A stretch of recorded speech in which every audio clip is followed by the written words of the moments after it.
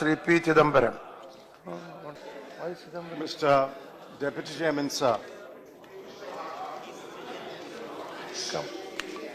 Perhaps the most important day in the calendar of a government. No, please. Perhaps, No, please. I didn't say anything. Sir, perhaps the most important day in the calendar of a government is the day the budget is presented. In fact, from the people's point of view, it's the day that the people look forward to with great expectation. This year, we will spend about 20,14,407 crore, and next year, the government plans to spend 21,46,735 crore. Yet, 10 days after the budget session started, we are forced to begin a discussion in the last couple of hours of the last day of the session. I think it's a very sad commentary on the way government organizes its business in Parliament. This debate will spill over to the resumed session, which is after 4 or 5 weeks. And by that time, most people have lost interest in the budget. I make this comment because I think this should not be repeated in future. In the budget session, immediately after the President's address is discussed and the motion of thanks is passed, we should take up the general discussion on the budget and spend adequate time. Sir, in the limited time that I have, I wish to make just a few major points. I'm not going to burden this House with numbers. I know that the government is dazzled by the numbers. In fact, it is holding out one number to dazzle the people of India for nearly 2 years. And when that number began to crumble, they no longer talk about numbers. The government inherited an economy, and even their ministers don't believe they are Central Statistics Organization, but I would like to believe the CSO. You inherited an economy that in the last 2 years of UPA grew by 6.1% and 6.9%. That's the number of your CSO. If you don't believe your CSO, sack him. You have sacked a number of people. You can sack the CSO. If you believe the CSO, don't repeat any other number. Repeat the correct number. The average for the first 5 years of UPA was 8.5%. The average for the 10-year period was 7.5%. And therefore you have a certain objective, and I compliment you for that you want to raise the growth rate beyond 7.5%. That's a good ambition to have. In fact, everyone in this House would want growth rate to be lifted to 8 and to 8.5 and maybe even to 9. I have no doubt in my mind that the Prime Minister wants high growth. I have no doubt in my mind that the Finance Minister wants high growth. In the first couple of years, you revise the methodology in which GDP is calculated and then proclaim that you had achieved 7.6% and 7.5%. Let's accept that for the sake of argument. It's now unanimously accepted under the old methodology, the 7.6% and 7.5% of your first 2 years will translate only to about 5.5% or 5.7%. Now we enter the third year. The economy is growing. I'm not denying that. In fact, I have said on many occasions, India is among the fastest growing large economies of the world. That's not the first time we have achieved that distinction. We achieved that distinction in the UPA also. If you have achieved the distinction, I'm happy. We are all happy. But through the year, especially 2016 calendar year, or 2016-17 financial year, you made a series of mistakes capped by the most terrible mistake in India's economic history, namely demonetization. As a result of that, you've interrupted the India growth story. You're struggling to find justification for what you did. You're fumbling, you're bumbling, you're scrambling. And you're inventing a new narrative every day. Look at the impact of that. I'm not talking about demonetization. I'll come to that in a moment. In the budget that the finance minister presented for 2017-18, he's projecting a certain GDP figure. He's assuming it based on the revised estimates of the year that will come to an end, 2016-17. My first question is, where did he get that revised estimate? The CSO has not published a revised estimate. We always accept the revised estimate or the advanced estimate of the CSO and then project growth for the next year. As far as I'm able to gather, this is the first time when the CSO has only published an advanced estimate. The budget document assumes a revised estimate and then on that estimate projects a certain growth rate. And every analyst has seen through the numbers and questioned your GDP number. And after projecting a certain GDP number, neither the Prime Minister nor the Finance Minister is unwilling to put a number on the GDP growth rate. Why? Because you're not sure how much the economy will grow in 2016-17, the year that will come to an end, and you're not sure how the economy will grow in 2017-18. When you give a GDP estimate, why are you fighting shy of giving a GDP number? This was the magic number that you were dangling before the people of India for the last 2 years. And now you're hiding behind words and not giving a number. I'll tell you what the number will be. It's now widely accepted that 2016-17 will witness a hit on the GDP of at least 1%, perhaps 1.5%, and if we are unlucky, it may even be 2%. It will spill over into 2017-18. We are going to meet again after a year. Yes, exactly. And you will be there, we will be here. This day will come again next year, and we will tell you, in 2017-18, this will spill over into 2017-18. Even if you have not been told about it, your budget numbers tell that story. In an economy that is admittedly slowed down, even according to your CSO, 7.1 as in October, the second half will be worse.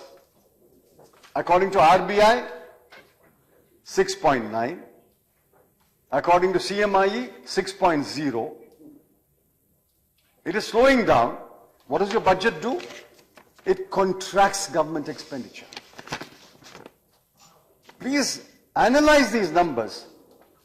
What the finance minister presents, and I am willing to say every finance minister is to some extent guilty of that. You present a gross number of actuals for the year before, revised estimate for the current year, and the BE for the next year. You look at the revised number and you say, he's increased it by 4,000 crore. He's increased it by 3,000 crore. What it hides is, these gross numbers mean nothing unless you take it as a percentage of your GDP. I'll give you one head which concerns all of us. Take defense. You know what you have done in defense capital, sir? In defense capital, for 2015-16, it was 71,675 crore. In the current year, 2016-17, you expect to spend by March 71,700 crore. If you look at the BE for the next year, you will see a jump to 86,488 crore. And I'm sure everyone applauded when you heard that number. But how did that number come? You shifted 8,364 crore from another head called Defence Research and put it under Defence Capital. Last year you did that in agriculture. You took the interest subsidy from another head and added to agriculture. This year what you have done is, you have taken 8,364 crore from Defence Research and put it under Defence Capital. So if you subtract that number, you will get the real Defence Capital expenditure, 78,124 crore, which is slightly higher than the current year's RE, but 460 crores less than the current year's BE. Either you are unable to spend the money, or you don't have the money to spend. You're contracting defence capital expenditure. When you go to other heads, it's worse. As a percentage of GDP, I'm going to read numbers, as a percentage of GDP, and I will explain the economic consequences of this. As a percentage of GDP, total expenditure was 13.09% in 2015-16, 13.36% in 2016-17, but will fall to 12.74% in 2017-18. A good reduction of 0.62%. 0.62% of your projected GDP is approximately 85,000 crore. And if you go headwise, there are alarming numbers. Take the National Education Mission. I'm giving numbers for 3 years, 15-16, 16-17 and 17-18. Maybe the Secretary has not yet briefed the Education Minister. Not yet. Not yet, I said. He will. 0.20, 0.19, 0.18. Manrega, 0.27, 0.32 to 0.28 next year. Pradhan Mantri Gram Sadak Yojana, 0.13, 0.13, next year 0.11. Midday meal. More children are joining schools, more children need meals, prices have gone up, better meals have to be given. 0.07, 0.06 and remain 0.06 next year. Net of inflation. Go at your number. Net of inflation. This has been done on an Excel sheet. Fertilizer subsidy.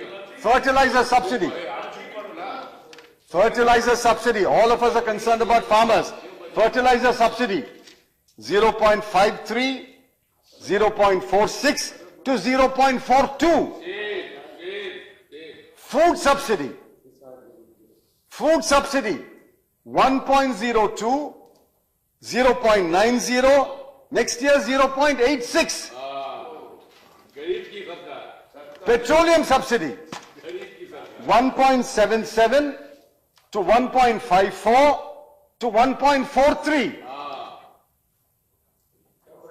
Interest subsidy to farmers. You say you have increased the total loan that will be given to 10 lakhs from 9,50,000 crore. We started it. When we started it, it was 72,000 crore. We brought it up to 10 lakh crore. Look at the interest subsidy. 0.1, 0.09, and next year also it remains 0.09. How can it remain 0.09 unless you deny interest subsidy to a large number of farmers? Now, what is the effect of this? I think the more important one is not that you're reducing expenditure as a proportion of total expenditure, as a proportion of GDP. In the next year, the impact is going to be enormous. The textbook tells us, when the economy is slowing down, you must spend more. I mean, all of us will agree on that. This is Economics 101. You don't need to be trained economist. I'm not one either. You have to spend more. What you are doing is, as a percentage of GDP, public expenditure is being contracted. And when public expenditure, that is government expenditure, is contracted, it is not going to give a boost to the economy. In fact, the economy is going to suffer for want of expenditure, either government capital expenditure or government revenue expenditure. The economy is going to suffer for want of expenditure, unless the slack is picked up by the private sector. Now we know that the slack is not being picked up by the private sector. Just look at three numbers. You look at three numbers in private sector. Gross fixed capital formation is declined over the last 3 years.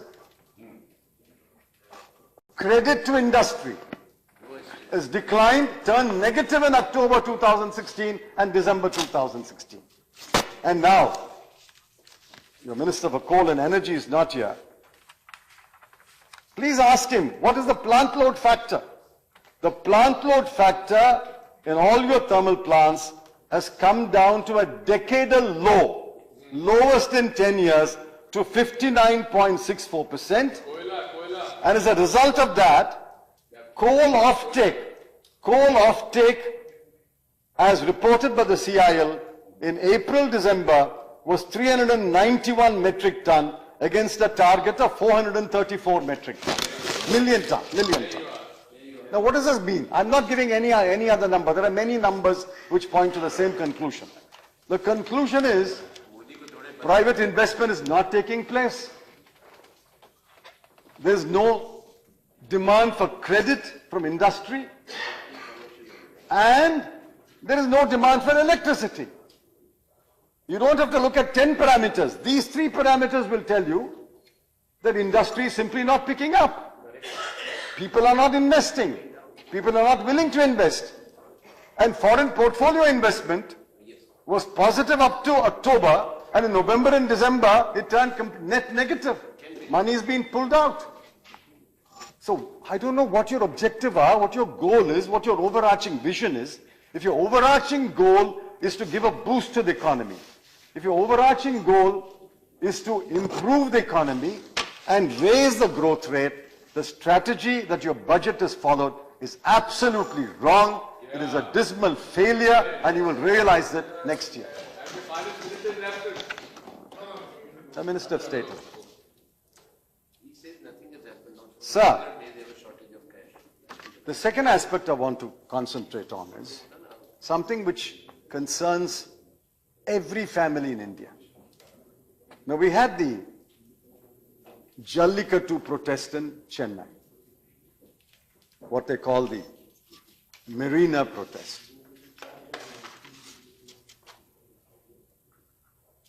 I've tried to put together various pieces of information that I've gathered from people who gathered there. The Jallikattu was only a symbol on which everyone converged. In fact, most of the people who converged there were urban youth who may not have seen a Jallikattu in their 17 or 18 years of life. They may have seen it in a picture or a movie. But they all converged there because each one has a different concern, a different anxiety, a different angst. And the most vocal angst and anger is about jobs. There are simply no jobs created. Where are the jobs created? The Labour Bureau's numbers were given.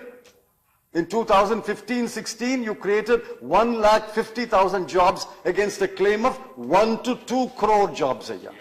Where is 1 to 2 crore jobs and where is 150,000 jobs? And in the current year, you may not even create 150,000 jobs because jobs were destroyed after November 8. Don't believe me, believe your Bharatiya Mazdoor Sangh statement. Read the statement of the BMS. This is not polemical, this is not us versus you. I'm appealing to all of you, please read your BMS's statement. 75% of all small and medium industries are closed. Come with me to Tirupur, Coimbatore, Pollachi area. Come with me to Hyderabad, Medak area. Come with me to Ludhiana, Jalandhar area. Come with me to Panipat. Come with me to Agra. Muradabad. Small and medium industries are completely closed down. 75% is closed down. Where are the jobs? The jobs have been taken away. This is the angst that brought young men, their parents, their sisters, their brothers to the marina. Everybody has got different concerns. Some are concerned about the caste conflicts. Some are concerned about the divisive language used in public discourse. Some are concerned about our intolerance. Ban genes, ban books, ban authors, ban movies, ban beef, ban this, ban that. Everybody has got concerns, but the most important and underlying concern is a concern about the future. There is serious concern among families about the future. Please remember, we have to find jobs not only for the highly educated and highly skilled. 50% of children drop out by the time they complete class 8 or class 9. Another 20-25% drop out by the time they complete class 10. Only about 25% complete class 12, and out of that, of all the children, only about 15% go to university. We have to find jobs for the highly skilled, highly educated. We have to find jobs for the semi-educated. We have to find jobs for those who dropped out of class 8. And they are not really educated. They are barely literate. They can read, write, and count. We have to find jobs for them. You will find jobs in different segments of the economy. Where are the jobs today? There are simply no jobs. And please go through the budget carefully. 37 pages, 184 paragraphs. I've read it several times. Tell me one strategy in the budget which will create jobs. On the contrary, what you have done is destroyed jobs. Sir, if this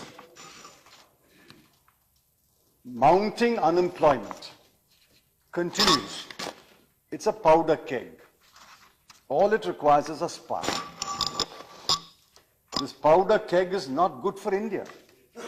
It's not good for good governance. It's not good for peace and tranquility in society. It only requires a spark to set off this powder keg. I would caution the government, the budget does not have a strategy to create jobs. It does not have a strategy to attract private investment. It does not have a strategy to expand employment in existing industry, organized industry, and in the informal sector. And this is a powder keg on which the country is sitting. Sir, the other thing is about farmers. Now, you have said that you are increasing lending to 10 lakh crore. Good. But last year it was 9 lakh 50. It is going to be 10 lakh. Next year will be more. These are not peaks that you cross. Every government will have a new peak to cross. Every government will set a target which will always be a peak. It's like saying, if you keep moving forward on a road, you will always be at a peak at any given time because you would have moved forward. So there's no great merit in saying this is a new peak. Next year, your government will say, we have touched another peak at 10 lakh 50,000 crore. And the government after your government will say, we have touched a peak. So that doesn't mean anything. It's natural growth. But that's not important to the farmer. What's important to the farmer is the one signal that will give him confidence that agriculture is a vocation that he can pursue to support his family, and it is viable. That signal can only come from the minimum support price. The merit of the UPA government was year after year after year, we increased the minimum support price at levels at which the farmer was enthused to sow, to work on his farm, and to reap a harvest. Barring a natural calamity, if you look at the 10-year growth, we always reached a new peak in agricultural production. Your entire budget speech makes no reference to minimum support price. The three words are completely missing. Why did you not have a word for the farmer to assure him, listen, we know you've gone through difficulty. There have been 2 years of drought. There has been floods in some part, there have been cyclones in some part. Demonetization is effective, but we assure you, please go back to farming. Please plow your fields. Please work hard. We guarantee you a better price this year for your produce. Not a word of assurance to the farmer. Anything else that you do, soil testing card, Aadhaar linked bank account, I'm coming to the Fasal Bima Yojana. All that, doubling the income is arithmetically impossible. You know that. It's arithmetically impossible. Unless your income grows at 12% a year, doubling the income is arithmetically impossible in the period. Swaminathan report said, give an MSP of cost plus 50%. I agree. My government, our government did not accept it. But your party accepted it. You included it in your manifesto. Your Prime Minister made a statement. So you can't point a finger to me and say, why did you not implement it? We did not accept it. But you accepted it. You came to power on that promise. Now why are you not implementing that promise? Far from that promise, why are you not giving meaningful increases that take note of inflation in your MSP? In many of your cases, inflation is not taken care of even in the MSP increases. Please ask yourself this question. You don't have to agree with me today. Just go home and look at the numbers. And what do you offer finally? Fasal Bima Yojana. I'm not complaining. I'm not complaining. Finance Minister said we have covered 30%. Actual number is 26.5. Doesn't matter. He's rounding off. But what is this? I am saying I need money to educate my child. I need money to start a small business for my son. I need money to perform the marriage of my daughter. And you tell me, no, I'll provide you money for your funeral expense. What is Fasal Bima Yojana? Fasal Bima Yojana is after the crop has failed. I'm glad you are protecting me when my crop has failed. What I want to know is what are you doing to make sure that I grow a crop at all? That I get good seeds, I get good fertilizers, I get electricity, I get water, and I get a good price. What are you doing about that? When I'm asking you, how do I live? You say, no, I'll give you a decent debt. Is this the way to treat farmers of this country?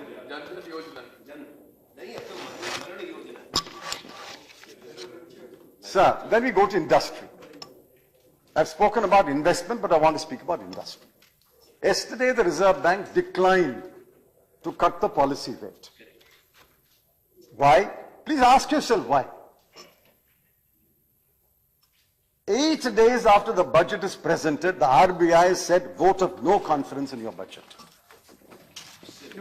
If your budget projections were right, if your budget numbers were right,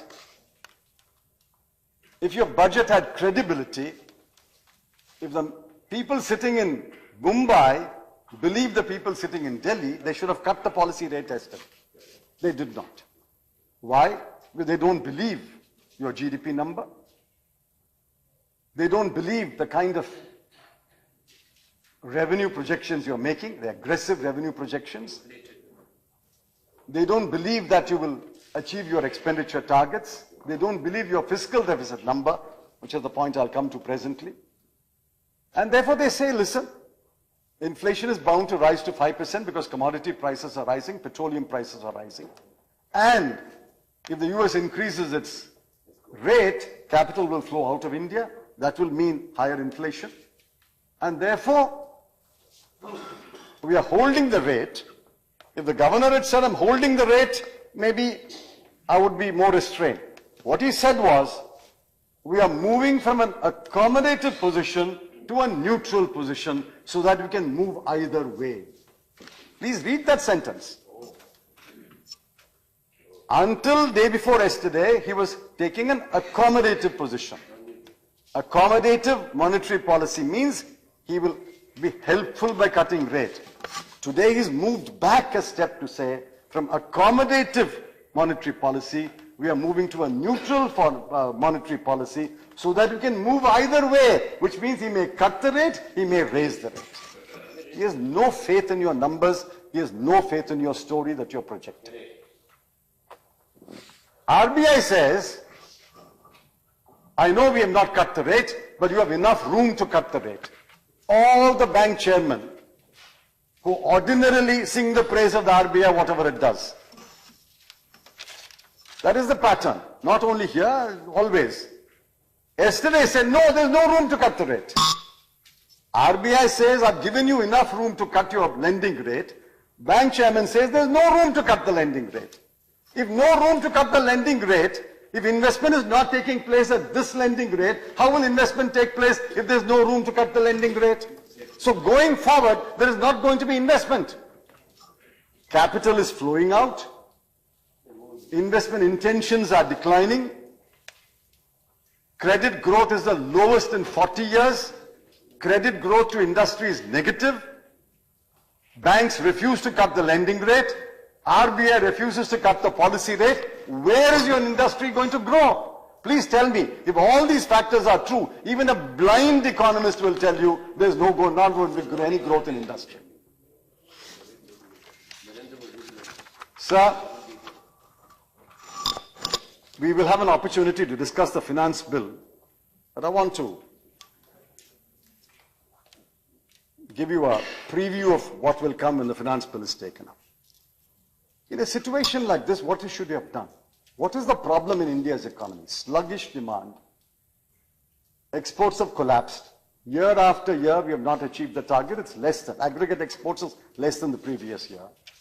Private investment is not taking place. Private consumption has collapsed after demonetization. What should you have done? Boost aggregate demand.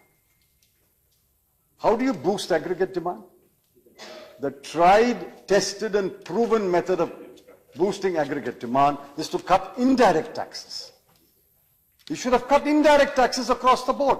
It would have come into force on the 1st of February. GST is not likely to come into force before the 1st of October, whatever the finance minister may say. It's not likely to come. You had 8 months in which you could have cut the indirect taxes to boost demand.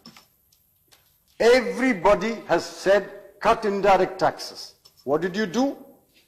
Cut indirect taxes would have helped the consumer and the producer. It would have helped the poor man, middle class and rich man, because it is a tax that falls on everyone. It would have helped the producer, because once you cut indirect taxes, demand will go up, he'll produce more. Slack in the capacity would have been picked up. There may even be a case to make a fresh investment or add to capacity. Instead of cutting indirect taxes, you did the exact opposite and the wrong thing. Cut direct taxes. Who did you cut direct taxes for? 3 consecutive years. Who did you cut direct taxes for? You say you've cut direct taxes for a large number of people. Just look at the numbers. You cut direct taxes at best, and ask your CBD to confirm this number. 1.98 crore people who pay taxes in a country of 131 crore people, you have cut direct taxes which give a benefit on average of 5,000 rupees for 1.98 crore people. I welcome it. But you should not have stopped here. You should have cut indirect taxes across the board. It would have helped everyone, every consumer, every producer would have been helped. And then you claim, I've cut direct taxes for the small and medium sector. Let's look at the small and medium sector. Small and medium sector has, according to your finance minister's statement, only 285,000 units which are organized as companies which pay tax. Now please see, each one is a qualification. Most small and medium enterprises are not companies. Most small and medium enterprises, anyone will know, are proprietorships or partnerships. So all of them are left out. I know we all applauded when he said he's cutting taxes for SMEs. But he qualified by saying, I'm cutting taxes, corporate tax for SMEs. So all the proprietorships are out, all the partnerships are out. That is the bulk of the small and medium enterprises. Everybody knows that. Everybody knows that. It goes back to your constituency tomorrow, you will know that. A small number is organized as companies, out of which 2,85,000 pay taxes. The rest make losses. The rest of the companies, SMEs, are making losses. So the cut in corporate tax makes no difference to them. He says 96% of that will benefit. So if you do the math, 2,70,000 small and medium enterprise companies are benefiting from this cut in 30% to 25%. So what you have done is not a great thing at all. What you have done is a drop in the ocean. It won't even, it's like throwing one stone into the sea. It won't even create it won't even create a ripple. If you throw a stone in a pond, it may create a ripple. But if you throw a stone into the big ocean, what ripple will it create? The correct thing to have done is to cut indirect taxes across the board. If you had cut indirect taxes across the board, it would have immediately boosted demand. Sir, I've spoken about jobs, I've spoken about minimum support price, I've spoken about credit, I've spoken about small and medium industry, I've spoken about individual taxpayers. Now I have to talk about the most terrible decision that you took on November 8, 2016. I know, after he provoked us to protest and we staged a legitimate walkout instead of disrupting his speech. Please remember, we did not disrupt the Prime Minister's speech yesterday because we hold the office of Prime Minister in esteem. He is not an ordinary minister, he is the Prime Minister of India. He is my Prime Minister as much as your Prime Minister.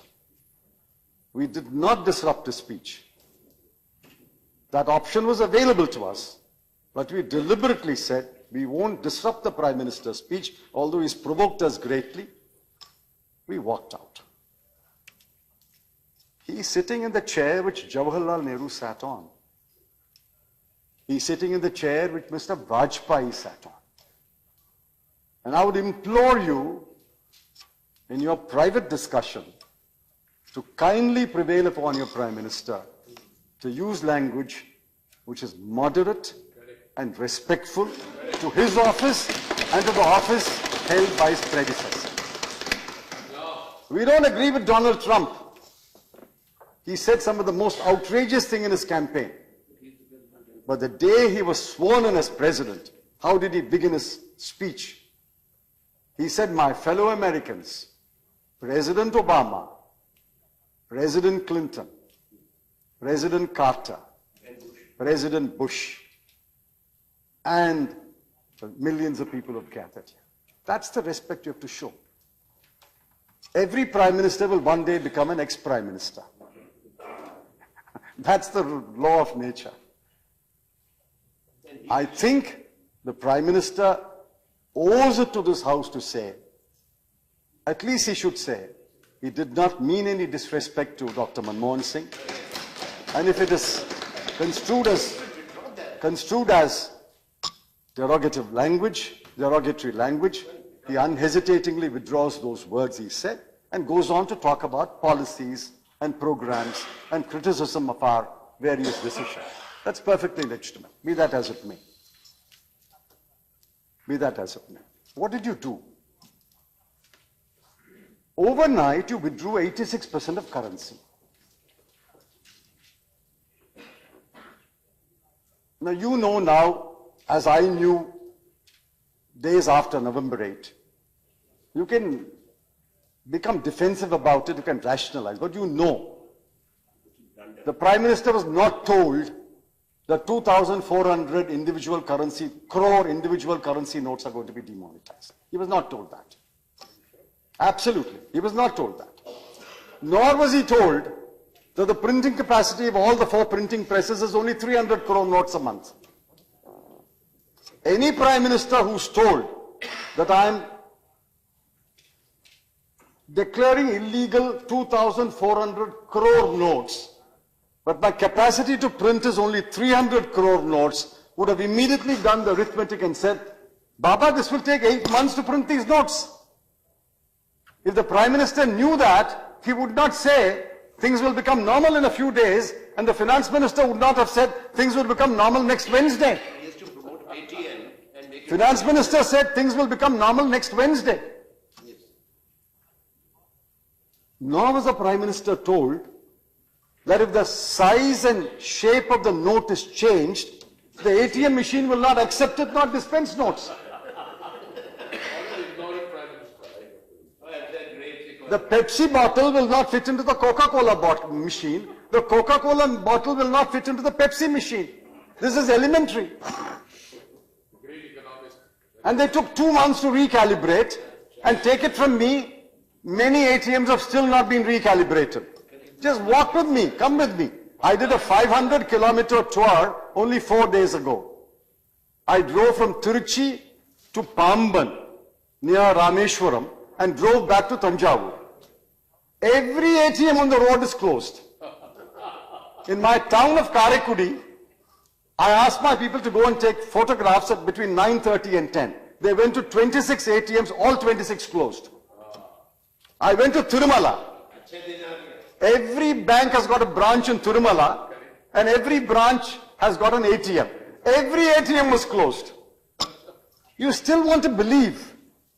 You still want to believe that ATMs are functioning? You still want to believe that ATMs are flush with cash? Come with me. I'll take you now. It's like the story that appeared in a paper today. A village from the center of Delhi has been declared as the first digital village in Delhi, NCT. You go to that village, people are saying, what digital? You read the story? Did you read the story this morning? I want you to read the story, sir. In the Hindu, I think, second or third page. You declare a village as digital, it becomes digital. This is not your government, this is the NCT government. Therefore, don't believe. You see, it was said, it's very difficult to get away with a lie. But the best way to get away with a lie is to utter the biggest lie. Then you can get away with it. I mean, I'm not saying anyone is lying. I'm only saying you are economizing on truth. You are economizing on truth. You are exaggerating the situation. And you are not looking at the reality. Come with us and we'll take you on a tour of ATMs, a guided tour of ATMs in and around Delhi. Today, as I speak today, you have replenished 9 lakh crore, including old and new notes, in circulation, as against 17 lakh crore notes that were in circulation, but in terms of value. Believe me, RBI may lift the restrictions. Are you seriously saying every bank branch is giving you 24,000 today? No. Are you seriously believing that they will give you 50,000 on 20th of February? No. I saw my first 2,000 rupee note 4 days later, whereas bundles of 2,000 rupee notes, were taken through the back door to Gujarat, Kandla Port Trust. 124 new 2,000 rupee notes were found with 2 engineers, military engineering service engineers, 2 chief engineers of Karnataka, the chief secretary of Tamil Nadu. Where did they get these notes? And a lawyer, 124 crore in Delhi, all 2,000 rupee notes. I asked myself, did it go directly from the RBI press to the lawyer? It must have gone directly from the RBI press to the lawyer. There are only 3 places it can leak. There are only 3 places it can leak from. One is the RBI's printing press, Mysore and Salboni, and the 2 printing presses of the Government of India, Devas and Nashik. Only 4 presses. It can come out of the press, directly from the press, hot from the press, it goes directly to this guy. Or it can go from the currency chest. But currency chests are mostly managed by State Bank of India. Or it can go from the bank branch. Now please ask, 89 days or 90 days thereafter, where did it go from? Have you found out? Have you found out where this brand new 2,000 rupee note, how did it leak to these guys? You have not found out. What are you doing? That's why I said this is the biggest scam of 2016. 2,000 rupee notes are printed and goes to these guys. Please remember, out of the 4 objectives of your Prime Minister, the fact that 2,000 rupee notes are found with engineers of the Kandla Port Trust, or the Military Engineering Service, or the Chief Engineers of Karnataka, or the Chief Secretary of Tamil Nadu, or the lawyer in Delhi, means that corruption and black money have thrived after demonetization. It is both corruption and black money. And when the 2,000 rupee note was found in the terrorist on Bandipora, the 3rd objective was shot down. And when the 2,000 counterfeit notes are surfacing, the 4th objective is shot down. So which objective is served? And I won't go into a long talk about none of the objectives will be served by demonetization. There are other measures you should take. I won't go into that today. My question is different. Please look at your NSSO survey. 15 crore people in this country are what we call daily wage earners. 15 crore. They have to work that day to get a wage and go and feed their family. Most of them are farm labor. Some of them are hamals, headload workers. Casual manual labor is 15 crore a day. 25.5 crore workers are daily income earners. That means flower seller, fruit seller, carpenter, plumber, electrician. People who employ themselves. The lady who sells pav bhaji in the streets of Mumbai, the lady who sells idlis on the streets of Madras, they are daily income earners. 40 crore people were completely devastated by your demonetization for 8 weeks. Many families went hungry. They had no money, no income, no wage. Let me tell you, these 40 crore people may forgive you. They will not forget the experience they've gone through. 40 crore people who are daily wage earners and daily income earners, their lives have been completely devastated. And then you have the SMEs. 75 to 80% are shut down. And what did we achieve? This is why I said in my through Hindi, Koda Pahad Nikli Chuhiya. Why did you have to do this? For the first 8 weeks you talk about demonetization. For the 8 weeks you talk about demonetization, and now you talk about remonetization. Why should you demonetize and then remonetize? What is this exercise about? Why do you have to demonetize first and then remonetize? What is this about? Believe me, RBI officials are busy counting physically the notes. They don't remember they've got counting machines. Counting machines would have done this job in 2 days. You're still counting. And today he says, I'm going to declare the result like an election result. We're waiting for the counting now. What is this counting? What is he counting? I want to know. You talk about digitalization on the one hand. First teach digitalization to the RBI. What is he counting? I'll tell you. You don't have to count that.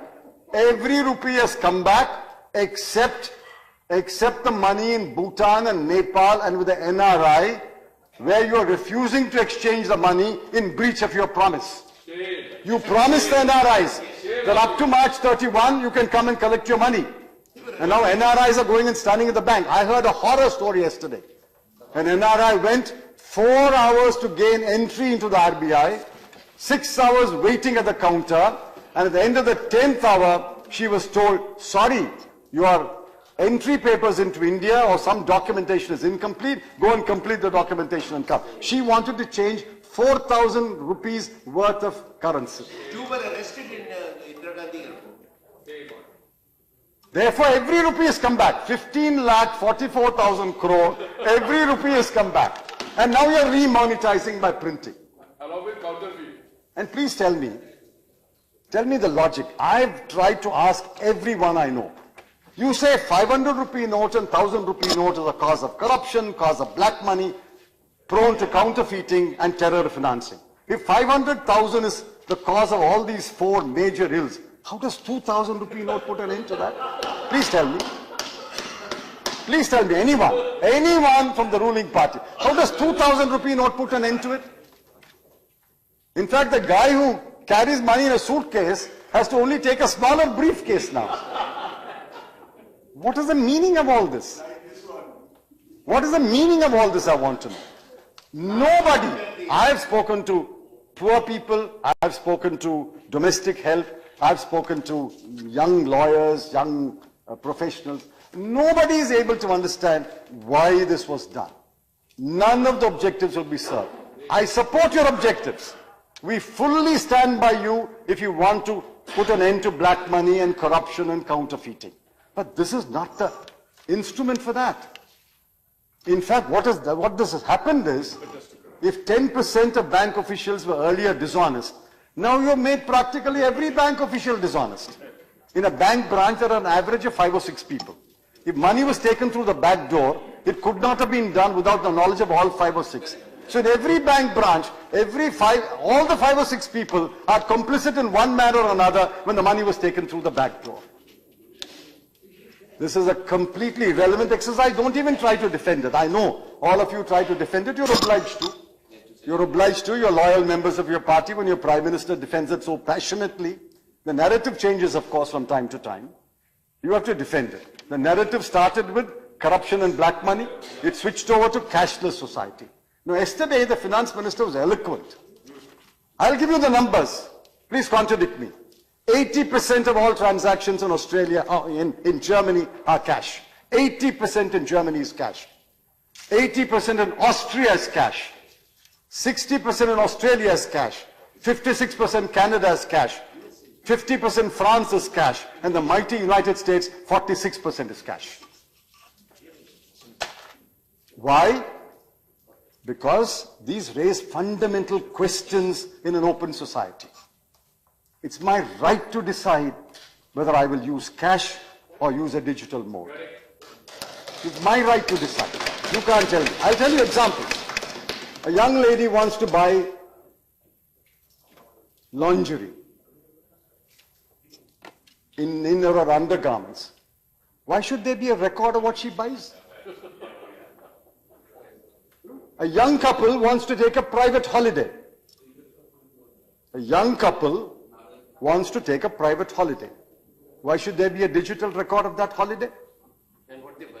I want to give money to my daughter-in-law to supplement the money given by my son to my daughter-in-law to run the house. But I don't want my son to know that. Because I want her to have some money to spend at her discretion. My son gives her money, she runs the house, but I want to give her another 5,000 rupees. Beti, have this money. You may want it for your expenses. Why should I have a digital record of that? An adult wants to buy adult diapers. Why should there be a record of that? I have a serious ailment. I buy medicines.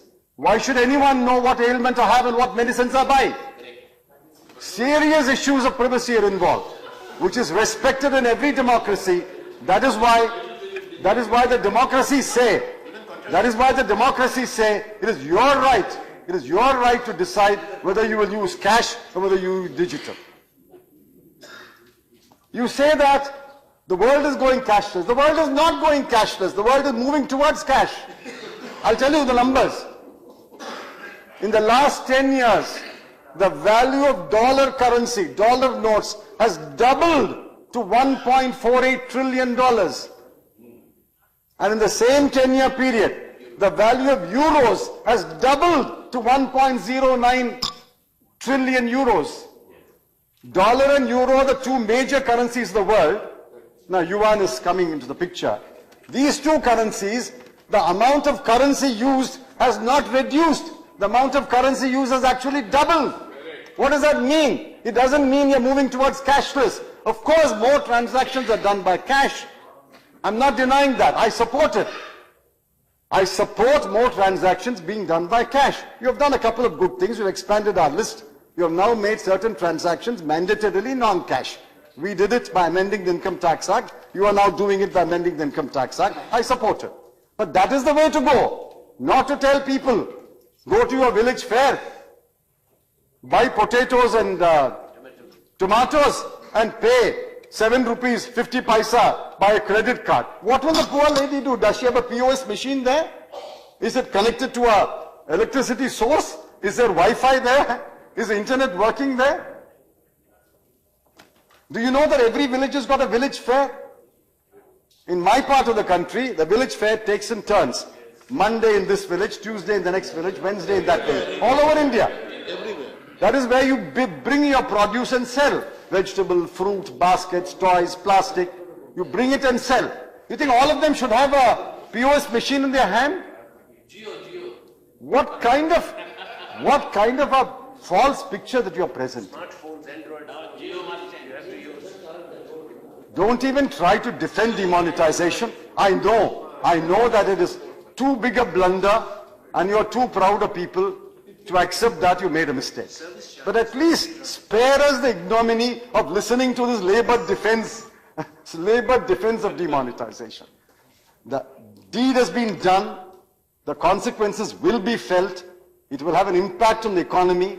1% means 1.5 lakh crore rupees of economic detriment. 1.5% means 2,25,000 crore. It has been done. We have to live through it. There's nothing else you can do about it. We have to live through it. People ask me, when will it end?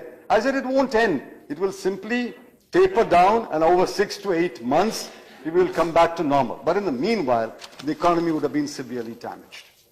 Sir, let me conclude by saying, this budget has been a great disappointment to me. But the common man will not use these economic terms. He'll say, and he's entitled to say, and I said it also, it is a damn squib. It is as if a budget was not made or presented. It is as if a budget was not made or presented. Why? It had no overarching vision and goal. It had no strategy to boost demand and growth. It had no strategy for creating jobs. It did not understand the acute distress in rural India. It does not understand the angst and the anger of the young people. Above all, by cutting expenditure, I read you, as a proportion of GDP, you have shown that your government and your party has no empathy for the poor people. The most important thing in public life is a sense of equity and a sense of empathy. I can live without electricity, but I can't live without empathy. Especially the poor people have lived without electricity since civilization began in the village which is not electrified. But he wants empathy. Government must lean in towards the poor. Government must say, we understand your problems, we are here to help, we will help you as much as possible. This budget shows no empathy for the poor. And after all this exercise, after contracting expenditure as a percentage of GDP, after devising no strategy for industrial revival or farm revival or job revival, after making a terrible mistake through demonetization, what have you achieved? In terms of fiscal goals, you say 3.2%. After contracting expenditure, you can't achieve your goal of 3%, which what the finance minister said last year. Last year's budget, he said, next year I'll achieve 3%. In 4 budgets in 3 years, you have chosen the escape clause twice. You chose the escape clause for the first time in 2015-16. The target should have been 3.6. You set it at 3.9. And now what does the CAG say? Not CGA, CAG. CGA is the controller of government accounts. And I relied upon the CGA's accounts. Now I'm quoting to you the CAG, who's your most trusted and wanted constitutional office holder. 4.31% is the fiscal deficit for 2015-16. You slipped very badly in 2015-16. You are going to slip again in 2017-18.